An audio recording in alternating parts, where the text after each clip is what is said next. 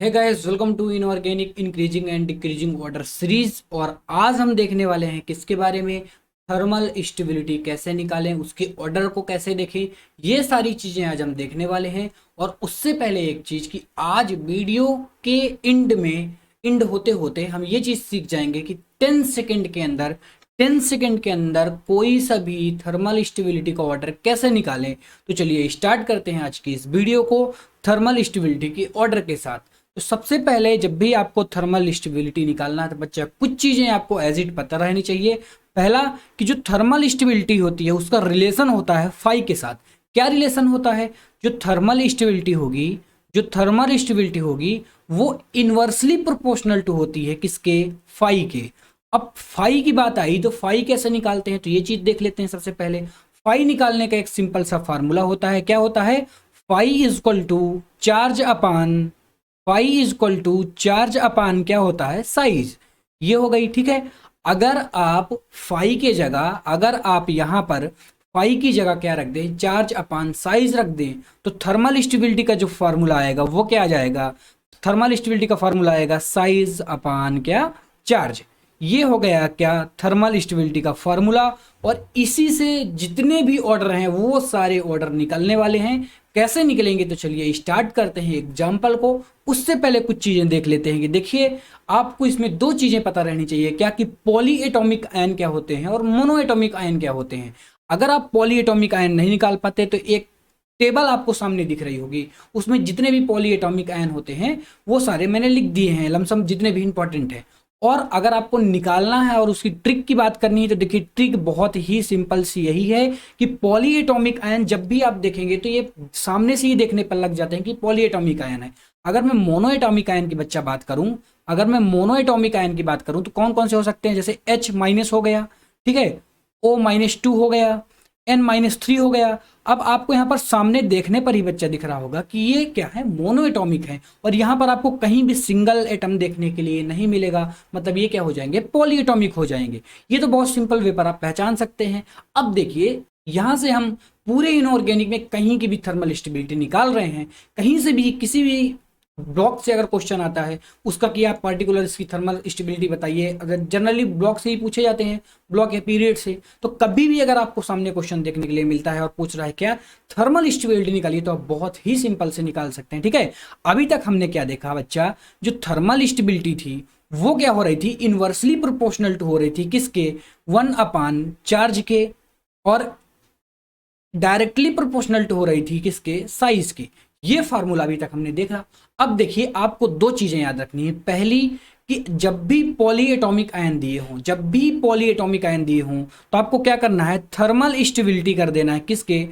Inversely proportional to कर देना है किसके? 1/चार्ज के। ये वही सिंपल सा फॉर्मूला जो अभी आप पढ़े हैं। और इसके बाद डायरेक्टली प्रोपोर्शनल टू कर देना है किसके? साइज के। मतलब मैं यहां पर कह सकता हूं कि जैसे जैसे मैं साइज बढ़ाऊंगा, जैसे जैसे साइज इंक्रीज होगी वैसे वैसे क्या होगी? थर्मल स्टेबिलिटी क्या होगी? इंक्रीज होगी। ये किसके लिए लगता है? ये लगता है पॉली एटॉमिक आयन के लिए। लेकिन जो सेकेंड रूल आ जाता है वो आ जाता है किसके लिए? मोनो एटॉमिक आयन के लिए। और जो मोनो एटॉमिक आयन के लिए बच्चा रूल है उसमें थोड़ा सा ये उल्टा हो जाएगा। और यहां पर क्या हो जाएगा? जो थर्मल स्टेबिलिटी है वो इनवर्सली प्रोपोर्शनल टू हो जाएगी 1/साइज के। और डायरेक्टली प्रोपोर्शनल टू हो जाएगी किसके? चार्ज के। मतलब हम यहां पर ये चीज कहेंगे कि जैसे जैसे हम साइज को इंक्रीज करेंगे थर्मल स्टेबिलिटी क्या होगी? डिक्रीज होती चली जाएगी। ये दो जो मैंने आपको रूल बताए, ये दोनों रूल से पूरे इनऑर्गेनिक का आप कोई सभी ऑर्डर का थर्मल स्टेबिलिटी निकाल सकते हैं जिसमें भी थर्मल स्टेबिलिटी पूछे। तो देखिए कुछ एग्जांपल देखते हैं। सामने कुछ आपको एग्जांपल भी दिख रहे होंगे।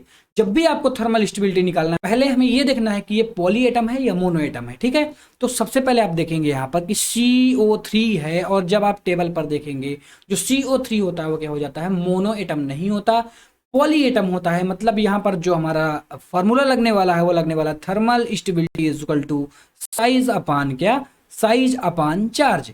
जब भी आप साइज अपान चार्ज लगाएंगे तो जैसे जैसे साइज इंक्रीज होगी तो थर्मल स्टेबिलिटी भी क्या होगी? इंक्रीज होगी। और जैसे आप LI से RB की तरफ जाएंगे तो जो साइज होती है बच्चा वो क्या हो जाती है? इंक्रीज होती है। और अगर साइज इंक्रीज हो रही है तो थर्मल स्टेबिलिटी भी इंक्रीज होगी। मतलब Rb2CO3 की सबसे ज्यादा हो जाएगी और फिर इसके बाद डिक्रीज होते चली जाएगी और सबसे कम हो जाएगी किसकी? LiCO3 की। इसी तरह दूसरा एग्जाम्पल नीचे दिख रहा होगा, और दूसरे एग्जाम्पल में भी यहाँ पर OH जो कि एक प्रकार का पॉली एटम आयन होता है। तो यहाँ पर क्या करना है, अगर पॉली एटम आयन तो यही फार्मूला लगाना है। जैसे आप Li से Rb की तरफ जाएंगे तो साइज जो होगी वो क्या होगी, साइज इंक्रीज होगी, मतलब कि हमारी थर्मल स्टेबिलिटी भी इंक्रीज होने वाली है, और इस बार फिर से RbOH की थर्मल स्टेबिलिटी सबसे ज्यादा हो जाएगी। अब देखिए नीचे एग्जाम्पल में अगर मैं LiOH का O हटा दूं, मतलब इस बार केवल H लगा हुआ है, तो इसकी अगर थर्मल स्टेबिलिटी कभी आपको पूछे बच्चा थर्मल स्टेबिलिटी जब निकालना ना, तो सबसे पहले हमें ये चेक करना है कि पॉली एटम है कि ये मोनो एटम है। अगर आप ये नहीं चेक किए तो फिर तो आपका जो क्वेश्चन है वो गलत होने वाला है। अब यहां पर अगर देखेंगे तो यहां पर लगा हुआ है H जो कि होता है मोनो एटम। अब ये H लगा हुआ है, मतलब जो हमारा ये वाला फॉर्मूला था ये वाला तो नहीं लगने वाला, और इस बार लगेगा thermal stability is equal to charge upon size. और चार्ज अपॉन साइज जब भी आप लगाएंगे तो क्या होगा, जैसे जैसे साइज इंक्रीज होगी थर्मल स्टेबिलिटी डिक्रीज होगी। Li से Rb की तरफ जाने पर क्या होती है, साइज इंक्रीज होती है, मतलब थर्मल स्टेबिलिटी डिक्रीज होगी, और इस बार LiH की थर्मल स्टेबिलिटी सबसे ज्यादा हो जाएगी, और इसी तरह फिर ये क्या हो जाएगी, डिक्रीज होते चली जाएगी। इसी तरह नीचे वाला दूसरा एग्जाम्पल आपको दिख रहा होगा, वहां पर भी आप देखेंगे तो H जो है वो मोनो एटम है, और मोनो एटम आयन में क्या होता है बच्चा कि उसमें क्या होता है, जैसे जैसे साइज बढ़ती है तो थर्मल स्टेबिलिटी क्या होती है, डिक्रीज होती है। और यहाँ पर क्या होगा, जैसे आप फ्लोरीन से आयोडीन की तरफ जाएंगे तो जो साइज होगी वो क्या हो जाएगी, इंक्रीज होगी, और अगर साइज इंक्रीज होगी तो थर्मल स्टेबिलिटी जो होगी वो डिक्रीज होगी। मतलब यहाँ पर सबसे ज्यादा थर्मल स्टेबिलिटी हो जाएगी HF की, और सबसे कम थर्मल स्टेबिलिटी हो जाएगी HI की, क्योंकि HI की जो साइज है वो सबसे ज्यादा है, और HF की जो साइज है वो है सबसे कम, और सबसे कम है मतलब थर्मल स्टेबिलिटी इसकी सबसे ज्यादा होने वाली है। इसी तरह हम क्वेश्चन को सॉल्व करते हैं। हमें दो फार्मूला अगर याद हैं तो ये दोनों फार्मूला से हम पूरे इनऑर्गेनिक का कोई सा भी थर्मल स्टेबिलिटी का ऑर्डर निकाल सकते हैं, और कोई भी कंफ्यूजन नहीं होगा। अभी तक आप ये सीख चुके होंगे कि 10 सेकंड में आप इसको कैसे निकालें। अगर आपको 10 सेकंड में निकालना है तो सबसे पहले दो फार्मूला आपकी टिप्स में रहना चाहिए, और पॉली एटम मोनो एटम को पहचानना आना चाहिए। जैसे आप इसको कर लेते हो तो तुरंत सामने ही आपका आंसर दिख जाता है। और ये नीट में बच्चा बहुत ज्यादा इंपॉर्टेंट टॉपिक है थर्मल स्टेबिलिटी, कई बार रिपीटेड वे पर क्वेश्चन पूछे गए हैं, इसलिए हमें इसको छोड़ना बिल्कुल नहीं है, इसको हमें टिप्स पर किए रहना। ये सारे क्वेश्चन जो होते हैं बच्चे डिक्रीजिंग इंक्रीजिंग वाले ना, ये देखते ही हो जाने चाहिए, ताकि हमारा जो समय है वो बच सके। ये बहुत ज्यादा जरूरी है हमारे लिए, ठीक है।